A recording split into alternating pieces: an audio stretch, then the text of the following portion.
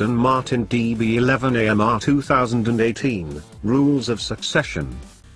Reviews of the entry-level DB11 V8 must have made for tough reading for its V12 big brother. Not only was it cheaper and more economical, but it was plenty quick enough, sounded great and felt sharper too. We said it was the one you should buy.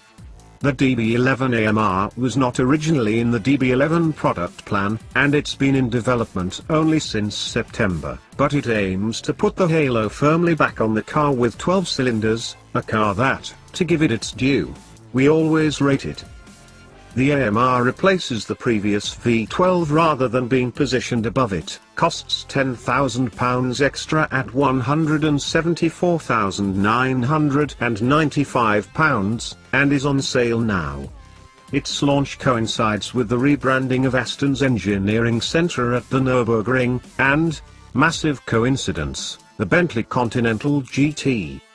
AMR stands for Aston Martin Racing, and it helps to connect the dots between Darren Turner and go-lapping Aston GT racers at the weekend and Aston road cars. We've already seen those three letters applied to the Vulcan and previous Vantage, and you can expect to see them on the most sporting versions of every future Aston.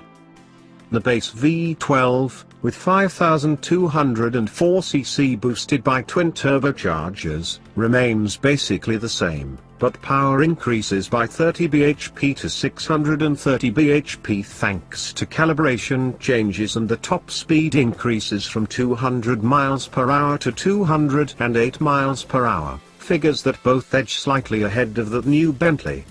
Meanwhile, the 0 to 62 mph dash improves by a quite marked 0.2 seconds to 3.7 seconds to match the car from Crew. Torque remains unaltered, at 516 pounds-foot, Conti, 664 pounds-foot. Tweaks to the previously fuzzy gearshift and a few more dBs for the big DB are set to make it express its character more explicitly, albeit with the aim of retaining the DB11's GT refinement. The chassis, similarly, has been sharpened, but with one eye on keeping the suppleness that impressed us on the V12's debut. The spring rates are unchanged, but the dampers uprated by 10% front and rear. The rear subframe is now stiffer, thanks to lessons learnt on the V8 DB11s, and the engine mounts are also uprated, with the aim of making the front feel as sharp as the now sharper rear end. New forged alloy wheels shed 3.5 kilograms per corner, and look nice too.